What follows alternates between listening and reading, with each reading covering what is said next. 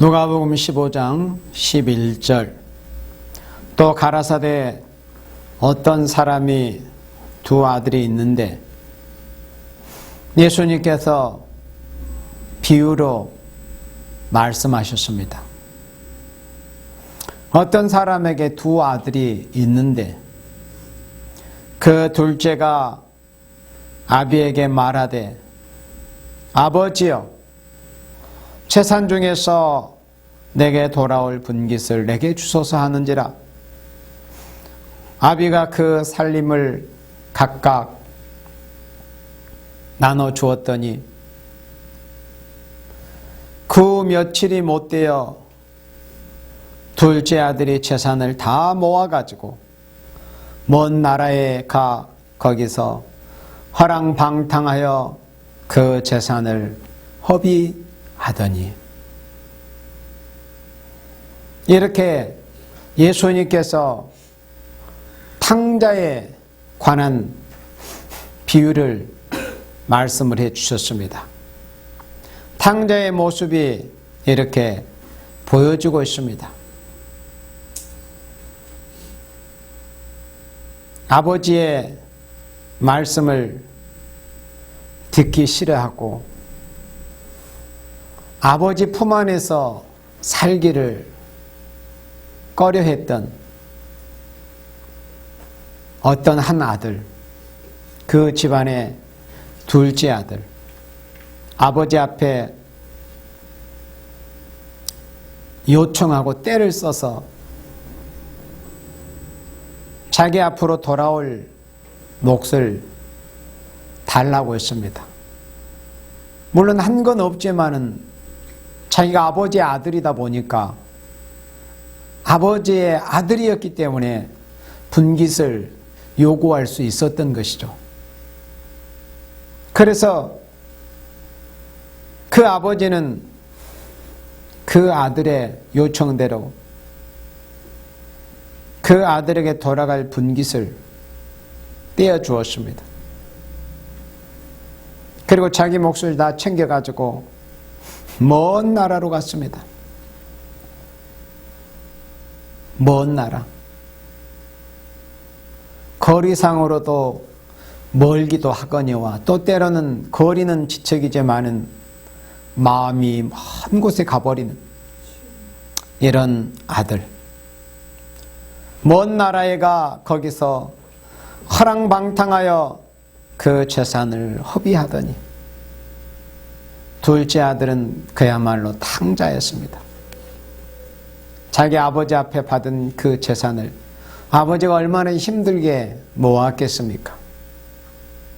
그렇지만은 힘들게 모은 그 재산 재물이라도 탕자의 손에 들어가 버리면은 이렇게 한낱 가치 없이 허비되고 마는 것입니다. 재산을 다 허비하더니 다 없이 한 후에 허랑방탕하여 그 재산을 허비하더니 다 없이 한 후 그 나라에 크게 흉년이 들어 자가 비로소 궁핍한지라.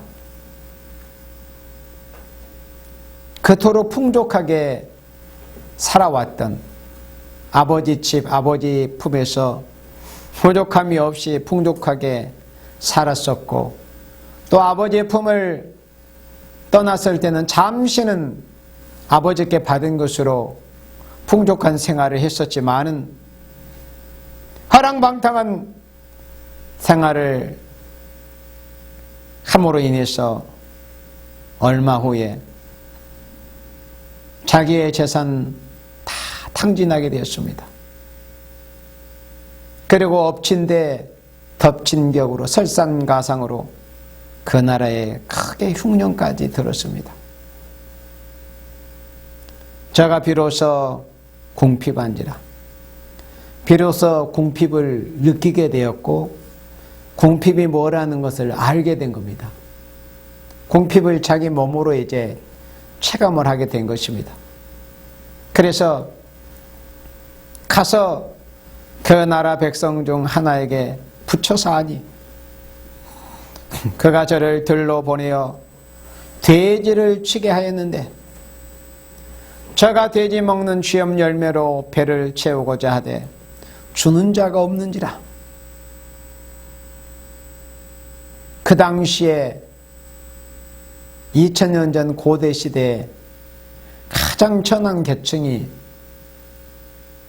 했던 돼지 치는 일, 그리고 돼지를 치는 중에 양식을 풍족하게 공급을 받지 못하다 보니까 돼지가 먹는 쥐염 열매로 그 줄인 배를 채워보고자, 쥐염 열매로 배를 채우고자 했었지만은 그 돼지가 먹는 쥐염 열매조차도 주는 자가 없었다고 그랬습니다. 참 이 당자는 아버지의 품, 아버지의 집을 떠나서 정말 비참하게 된 이런 모습을 보이고 있습니다. 그래서 이에 스스로 돌이켜 가로되 내 아버지에게는 양식이 풍족한 품꾼이 얼마나 많은고 나는 여기서 추려 죽는구나. 자기가 곰핍하게 되고 궁핍하게 되니 이제 굶어 죽게 되니까 아버지가 생각이 나고 아버지 집이 생각이 나고 뿐만 아니라 내 아버지 집에는 그곳에서 일하는 품삯을 받아서 일하는 그 품꾼들, 종들, 머슴들까지라도 양식이 풍족한데 나는 아버지의 아들로서 여기서 이렇게 추려서 죽는구나. 돼지가 먹는 쥐염 열매도 배불리 먹지 못하는 이 처참한 신세가 되었구나. 그렇게 자기 자신을 이제 발견하게 되었습니다. 참으로 자기가 어떤 상태임을 이제 보게 된 것이죠. 값비싼 대가, 수업료를 치르고서 비로소 자기의 모습을 보게 된 것입니다. 내가 일어나 아버지께 가서 이르기를 아버지여, 내가 하늘과 아버지께 죄를 얻었사오니 지금부터는 아버지의 아들이라 일컬음을 감당치 못하겠나이다.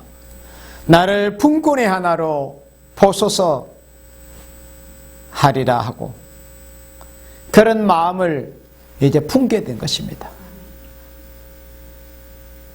아버지 집에 있을 때는 부족함이 없었기 때문에 정말 이 친구는 하늘 높은 줄 모르고 그렇게 교만한 마음, 자긍하는 마음, 마치 세상에 자기가 왕이 된 것이냐, 원하는 대로 말하는 대로 부족함이 없이 그렇게 풍족한 생활을 해왔던 이 둘째 아들이 아버지 집을 떠나서 아버지의 품을 떠나고 나서 자신이 얼마나 아버지 품, 아버지 집에서 고맙고 감사한 그런 생활을 했었던가.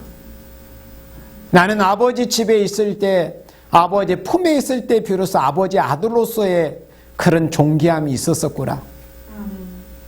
나는 아버지 집을 떠나고 아버지 품을 떠나고 보니 나라는 인생은 정말 돼지가 먹는 쥐염 열매도 배부르게 먹지 못하는 이런 비참한 인생이 되었구나. 그렇다면은 이제 나의 모든 지난날 가졌던 모든 자존심, 자긍함, 교만함, 체면, 염치까지라도 다 이제 내려놓고 내가 가난한 마음으로, 낮은 마음으로, 겸손한 마음으로 내 모든 것을 비우고 아버지께로 돌아가야 되겠다. 이렇게 마음을 이제 정리를 했습니다. 그리고 이에 일어나서 아버지께 돌아갔습니다. 결단을 했습니다. 그러나 사람들은 이런 상황이 왔음에도 결단하지 못하고 그냥 그렇게 마치 개구리가 자기 몸이 서서히 더워지는 것을 느끼지 못하고 그것에 안주하고 있다가 그곳에 데쳐 죽어버린 것처럼 대부분의 인생들은 자기에게 이렇게 어려운 상황이 됐음에도 그것을 심각하게 여기거나 그러한 어려운 문제를 해결하고 아버지께 내가 돌아가야 되겠다, 돌이켜야 되겠다, 내가 원래 있었던 자리로 난 가야 한다, 가야 되겠다, 이렇게 마음을 갖고 돌이키는 사람이 많지 않습니다.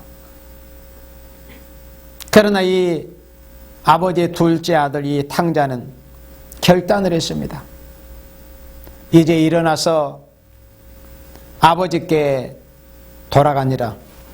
아직도 상거가 먼데 아버지가 저를 보고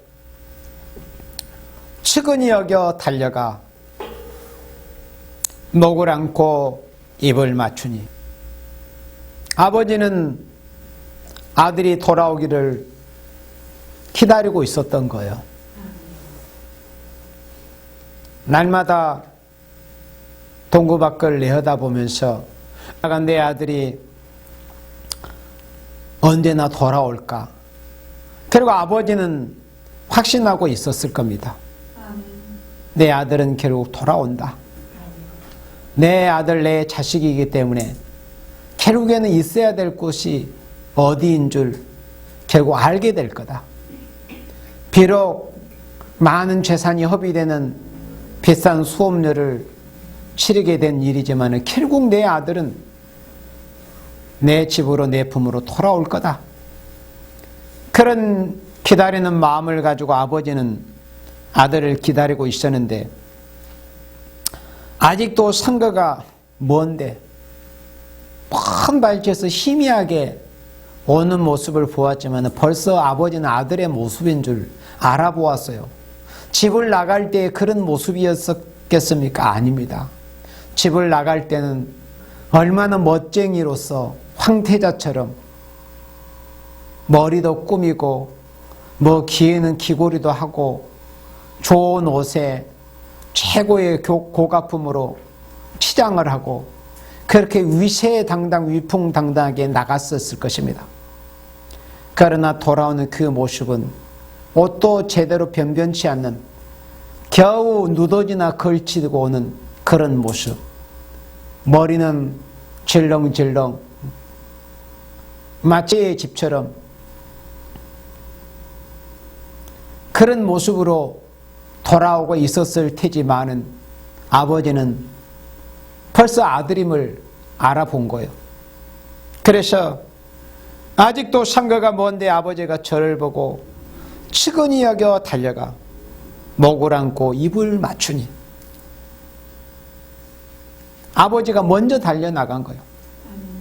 아들이 가로되 아버지여 내가 하늘과 아버지께 죄를 얻었사오니 지금부터는 아버지의 아들이라 일컬음을 감당치 못하겠나이다. 이거는 진심이었지 않겠습니까? 진심이었습니다. 그래서 오늘 본문으로 누가복음 15장 11절 이후의 말씀, 탕자에 관한 말씀을 읽었습니다.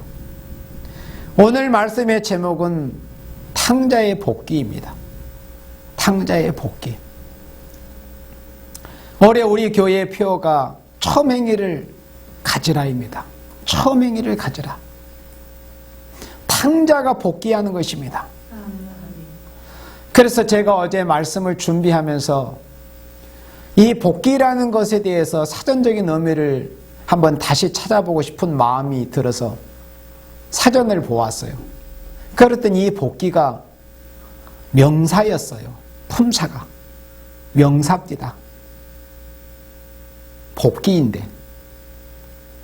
근데 복귀라는 사전적 의미는 뭐냐면은 본디 자기의 그 자리, 본디의 자리나 상태로 돌아간다는 의미가 복귀입니다.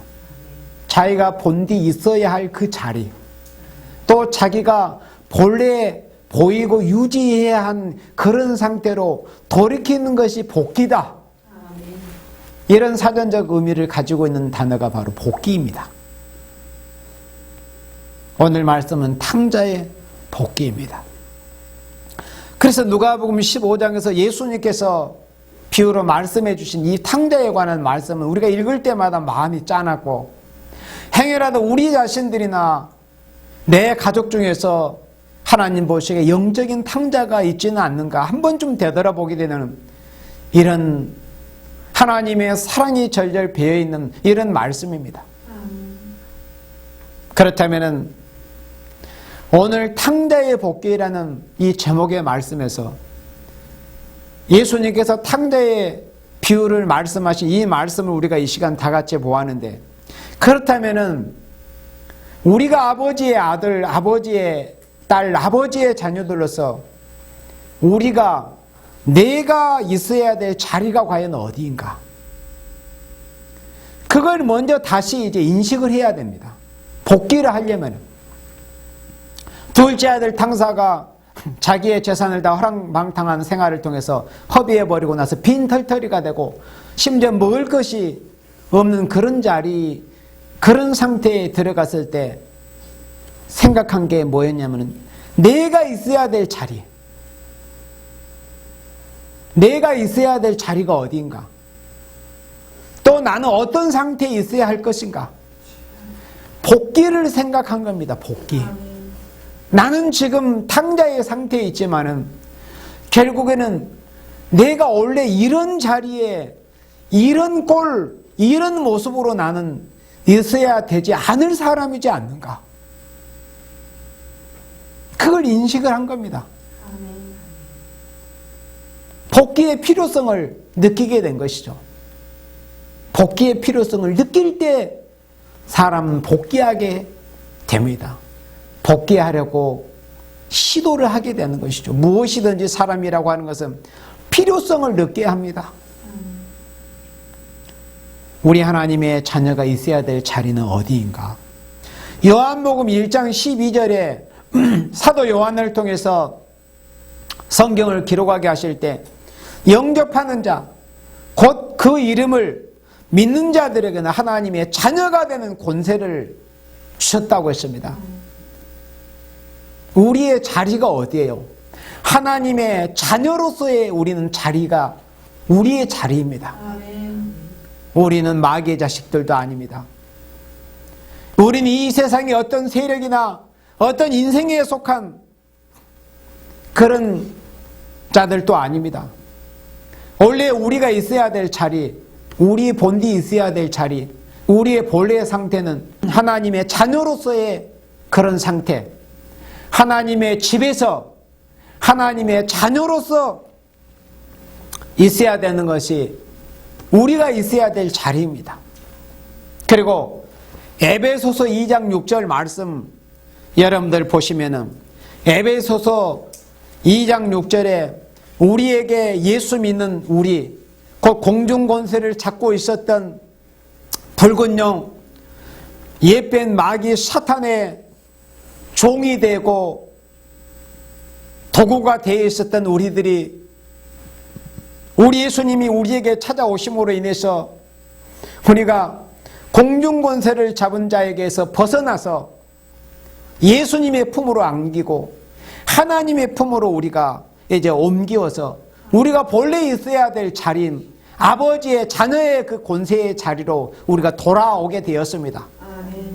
그런데 우리는 하나님의 자녀가 된 것도 감지덕지 하온데 에베소서 2장 6절에 이렇게 말씀을 했습니다. 우리 다 같이 합독합니다. 또 함께 일으키사 그리스도 예수 안에서 함께 하늘에 앉히시니. 우리 하나님의 자녀들이 있어야 될 자리가 어디입니까? 우리 주님과 더불어서 하늘에 함께 앉는 겁니다. 우리 하나님의 자녀가 있어야 될 자리는 천박한 자리도 아니고 죄인의 자리도 아닙니다. 교만한 자들의 자리도 아닙니다. 속된 자들과 같이 어울리는 그런 자리도 아닙니다. 당자와 같은 그런 생활하는 그런 자리도 아닙니다. 우리는 하나님의 자녀의 권세를 받은 우리 그리스도인들은 예수님과 더불어서 함께 하늘에 앉는, 우리의 원래 자리는 예수님과 더불어 하늘에 함께 앉는 겁니다. 우리의 자리는 하늘에 있어요. 하나님의 나라에 있다는 것입니다. 빌립보서 3장 20절 말씀에 우리는 하늘의 시민권을 획득했다고 말씀했습니다. 우리의 시민권은 하늘에 있다고 했습니다. 우리가 소속되어야 될 곳, 우리가 있어야 될 곳, 우리가 어떤 상태에 있어야 될 것인가? 우리는 하나님의 자녀의 상태로 있어야 합니다. 우리가 있어야 될 곳은 아버지의 품입니다. 아버지의 집입니다. 우리는 비록 육체를 가지고 이 땅에서 이 현세에서 지금 살고 있기는 하지만은 우리가 본래 소속된 곳은 하늘입니다. 우리의 시민권, 우리의 영주권, 시민권은 하늘에 있습니다. 우리의 자리가 바로 그곳입니다. 우리 요한계시록 2장 26절 말씀을 합독합니다. 이기는 자와 끝까지 내 일을 지키는 그에게 만국을 다스리는 권세를 주리니. 아멘.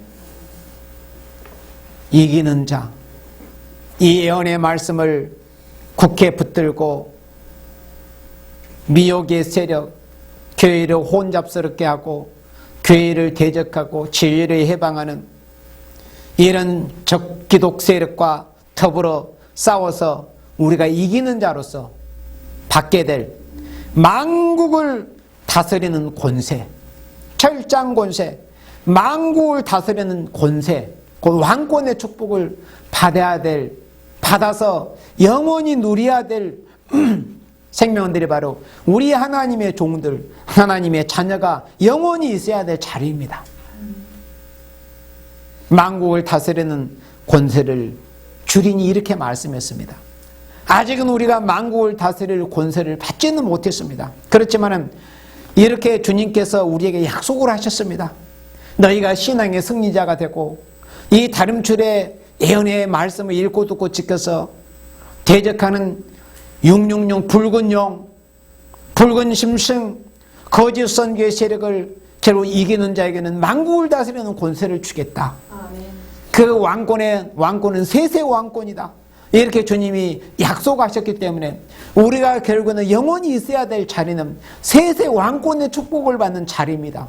그렇다면 그런 권세를 받기 위해서는 우리가 이기고 또 이기려고 하더라 하신 그 말씀처럼 두 번째 싸움에 우리가 승리자가 되기 위해서 우리 자신이 준비하고 깨있고 지혜의 선한 싸움을 싸우기 위해서 우리가 날마다 싸우는 영적인 대적의 세력과 싸우는 생활을 통해서 우리가 승리의 삶을 계속 우리가 지속해 나아가서 왕권의 축복을 받을 수 있는 이런 표대를 분명히 세우고 나아가야 되는 것이 우리의 상태가 되어야 됩니다.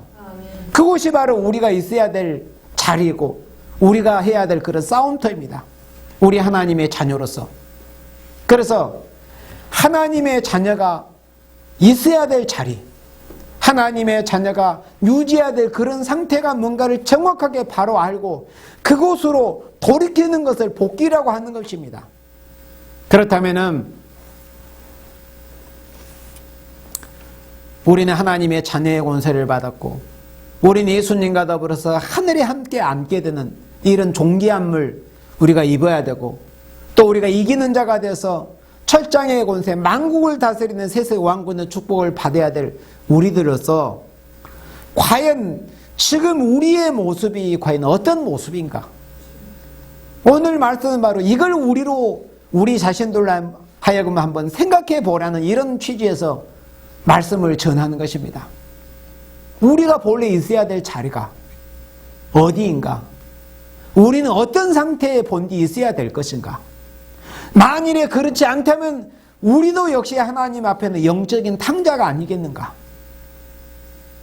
사람이 볼 때는 열심히 있게 보일 수도 있고, 사람이 볼 때는 진실하게 보이는 것처럼 보일 수도 있지만은, 정말 우리 주님께서 불꽃 같은 눈으로 사람의 심령 폐부를 살피시는 주님 앞에서 보실 때, 주님이 보실 때, 우리 자신들도 우리가 있어야 될 본래 그 자리에 제대로 있는가?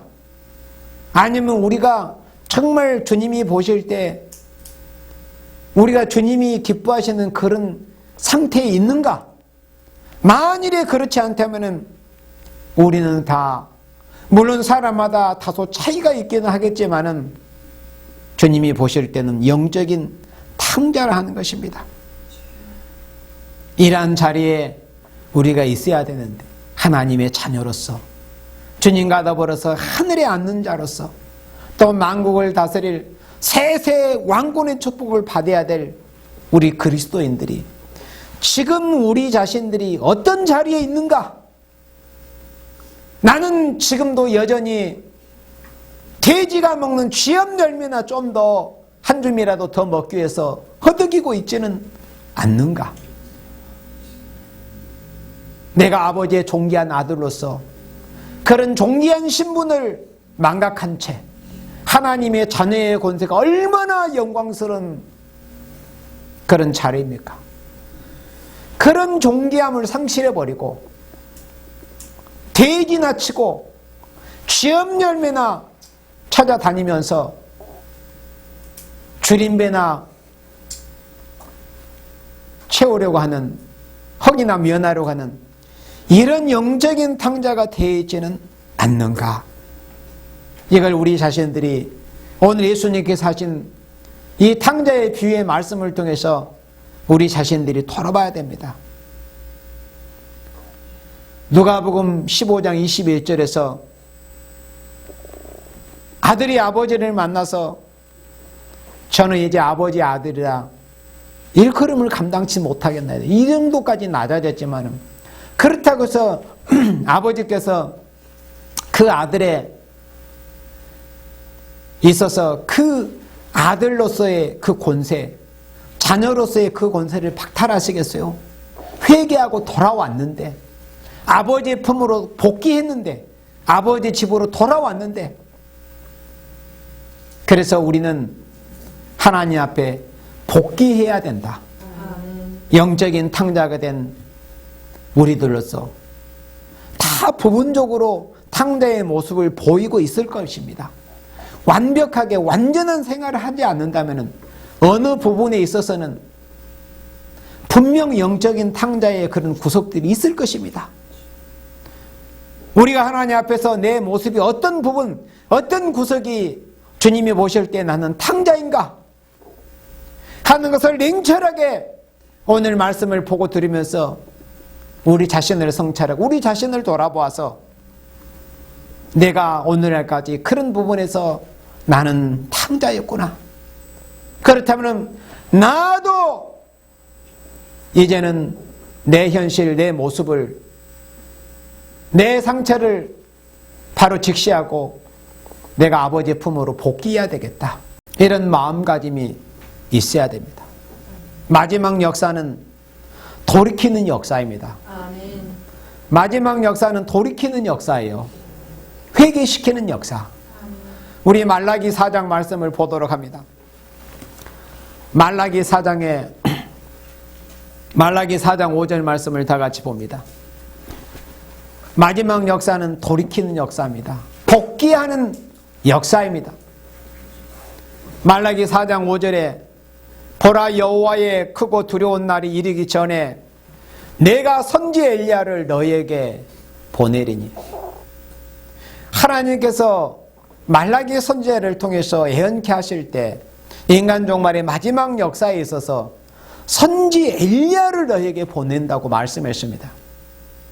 구약 때 아합 시대에 활동했던 그 엘리야의 원조인 디셉 사람 엘리야, 불수레가 마중 나와서 회리바람으로 올림받아서 하늘로 승천했던 그 엘리야, 원조의 엘리야가 있었고, 초림 주님의 길을 예비하기 위해서 예수님 앞서 나와서 유대 광야에서 회개의 세례를 전파하면서 초림 주님의 길을 예비했던 엘리야 세례 요한이 있었고, 이제 이 마지막 시대에 예수님께서 푸른 장래에 구름을 타고 다시 오시는 재림하시는 그날에 신랑주로 오시는 예수님, 심판주로 오시는 예수님의 길을 예비하는 종말의 엘리야를 또 다시 보내실 것을 말씀을 하신 것입니다.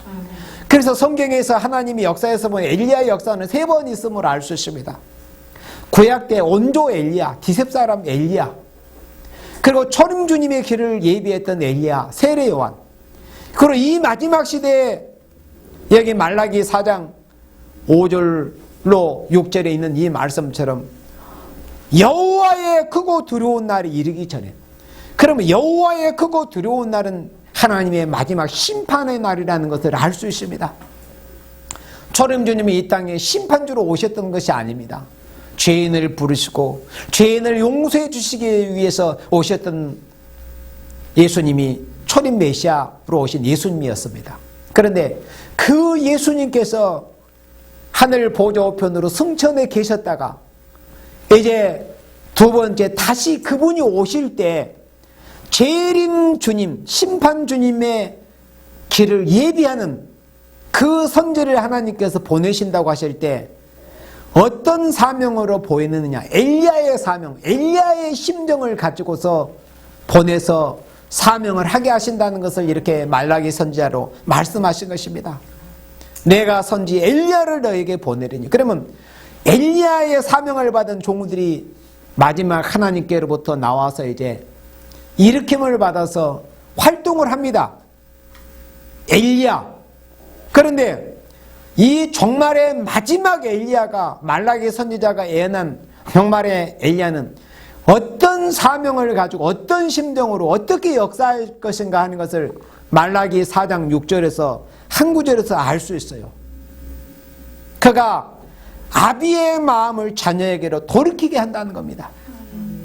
여기서 아비는 우리 여호와 하나님이십니다. 왜 이런 상태에 이르게 되었느냐?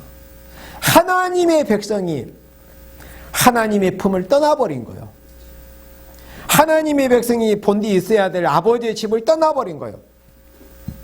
그래서 하나님과 하나님의 자녀인 교회, 하나님의 백성의 그 관계가 멀어져 버린 겁니다.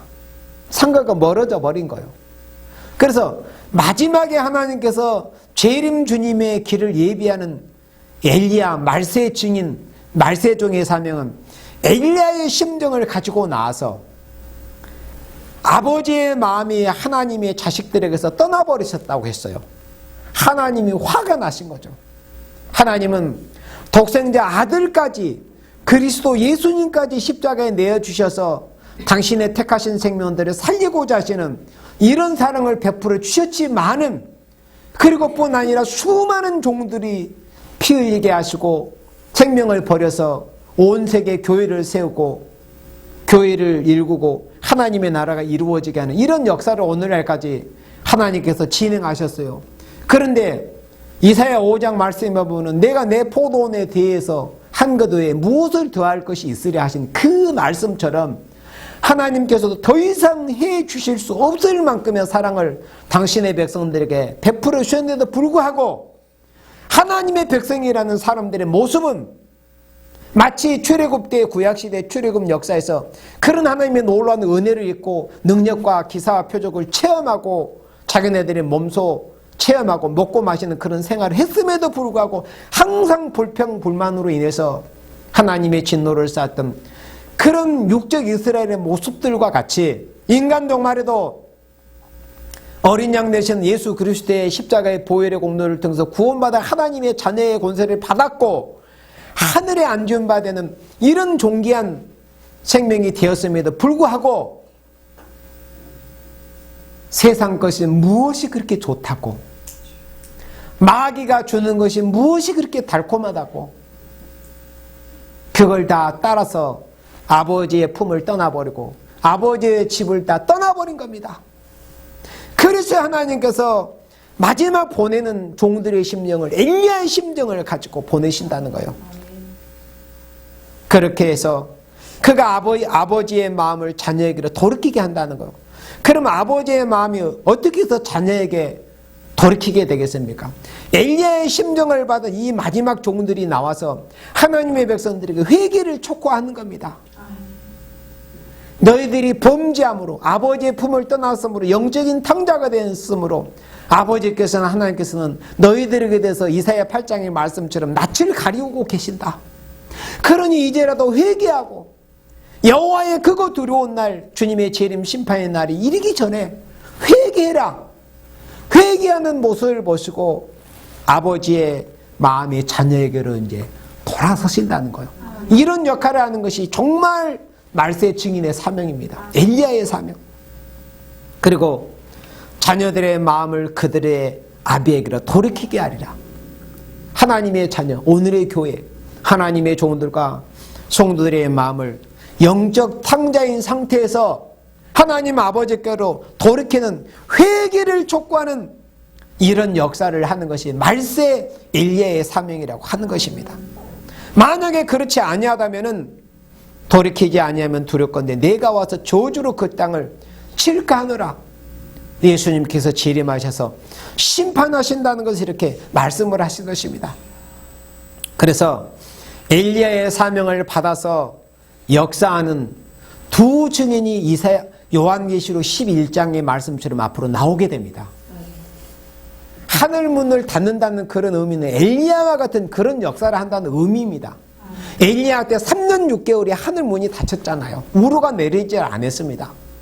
그러니까는 엘리야 같은 사명자들이 나와서 하늘문을 닫아버리고 은혜가 다 그치도록 만들어버립니다. 하나님께 기도해서. 그렇게 해서 하나님의 택하신 생명을 하나님께로 돌이키는 역사를 하게 됩니다.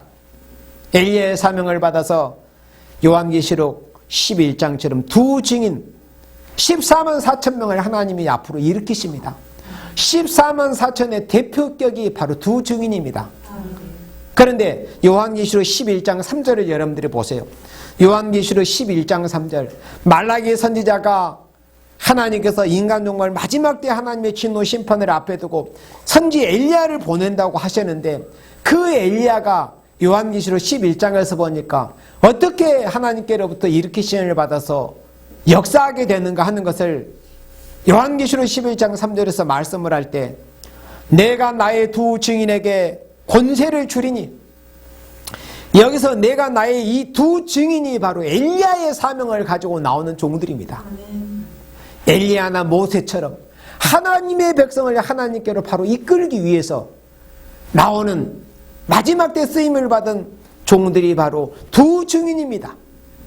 두 증인은 죽은 자가 살아서 부활해서 역사하는 그런 두 증인이 아니고 이미 죽어버린 사람이 무슨 두 증인이 아니고 이미 죽은 사람이 어디서 몇십 년 만에 오랜만에 다 나타나서 역사는 이게 아니고 지금 살아있는 바로 여러분들과 같은 남녀노소 종들 하나님께 인정받은 종들이 하나님께로부터 엘리야의 심정을 받아가지고 1260일을 애언하리라 그래서 저희가 굵은 베옷을 입고 1260일을 애언하리라. 분명히 계시록 11장 3절에 이렇게 말씀하십니다. 내가 나의 두 증인에게 권세를 주리니 저희가 굵은 베옷을 입고 굵은 베옷을 입었다는 이 말씀의 의미가 바로 엘리야의 심정을 가졌다는 이런 뜻입니다. 하나님의 백성이 하나님의 품에서 떠나버리고 하나님께로부터 마음을 돌이켜버렸어요. 그래서 우리가 구약시대에 열왕기상에서 보면 엘리야가 얼마나 혼자 그렇게 애타는 심정으로 하나님의 백성들의 마음 좀 하나님 앞에 돌이켜보려고 하나님의 마음을 하나님의 백성에게 돌이켜보려고 얼마나 혼자 혈혈단신 예를 쓰는 그런 모습이 열왕기상에서 보면 보여지지 않습니까? 그래서 이 요한계시록 11장 3절에 이 두 증인은 바로 그때 구약시대의 역사에 있던 엘리야처럼 또 초림 주님의 길을 예비했던 세례 요한처럼 하나님의 백성의 마음을 하나님께로 좀 돌이켜보려고 그 그럼으로써 하나님의 마음도 하나님의 자녀들에게 좀 돌이켜 보려고 엘리야의 심령을 가지고, 사랑의 심령을 가지고 나와서 1260일을 예언하는 이런 사명자들이 말라기 선지자가 예언한 말라기 4장 5절 6절에 이 엘리야라고 하는 것입니다. 살아있는 종들을 하나님이 들어 쓰시는 거예요. 살아있는 종들. 두 증인은 살아있는 종들을 말씀을 한 겁니다. 이미 죽어버린 사람이 아니에요. 두 증인의 역사라고 하는 것은, 증인이라는 것은 살아있는 사람을 증인이라고 하는 것이지, 두 증인이 1260일에 예언합니다. 어떻게 죽은 사람이 1260일에 예언을 합니까? 3년 반, 한 때와 두 때와 반 때, 42달, 3년 반, 3년 6개월을 엘리야의 심령을 가지고 굵은 베옷을 입고 아버지의 품을 떠났던, 아버지의 집을 떠났던 영적인 탕자가 된 하나님의 종들, 하나님의 백성을 하나님께로 돌이키는 이런 역사를 하는 종들이 바로 두 증인이며 14만 4천이며 엘리야의 사명자들이라 하는 것입니다. 심판을 경고하고 회개를 촉구합니다. 이제 돌이켜야 한다. 그렇지 않으면 하나님이 저 북방을 몽둥이로 들어서 아버지의 품을 떠나는 오늘의 부패한 교회를 하나님이 치실 것이다. 심판을 경고합니다.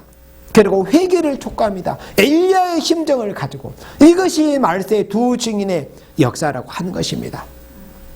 그래서 영적인 탕자가 복귀한다는 의미, 아버지의 품을 떠나고 아버지의 집을 떠났던 하나님의 백성들이 하나님께로부터 복귀한다는 의미가 바로 처음 사랑을 회복한다는 것입니다.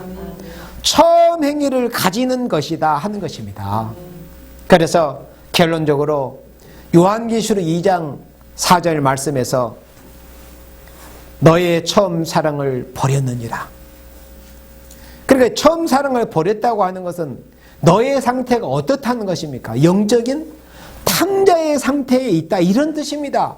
에베소 교회가 사람이 볼 때는 얼마나 사업도 잘하고 규모도 크고 뭐 열심도 있고 게으르지 않고 얼마나 다른 걸 다 잘했습니까? 그런데 왜 주님께서 주님의 시각으로 보실 때 처음 사랑을 버렸다고 이리 말씀하셨겠습니까?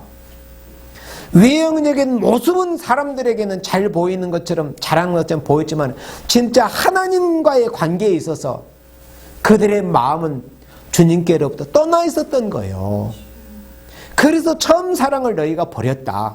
그러므로 요한계시록 2장 5절에 그러므로 어디서 떨어진 것을 생각하고, 그러니까 어디서 네가 영적인 탕자가 되기를 시작을 했는가 하는 것을 생각을 하고 회개하고, 내가 무엇을 아버지 앞에 돌이켜야 될 것인가, 나는 이제 어떻게 아버지의 품에, 예수님의 품에 복귀해야 될 것인가, 탕자로서 생각하고 회개하여 처음 행위를 가지라.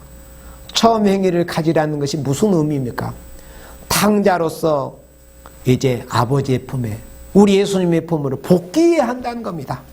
처음 사랑을 회복을 해야 한다는 것입니다. 그래서 우리는 2018년 이 새해 들어서 우리는 영적인 탕자의 생활을 이제는 청산을 하고 처음 행위를 우리가 가져서 마지막 역사인 엘리야의 사명, 두 증인 14만 4천으로 우리가 인정을 받아서 하나님의 인을 많은 종으로서 엘리야의 사명을 감당하는 여러분들이 되시기를 주님의 이름으로 축복합니다. 아멘.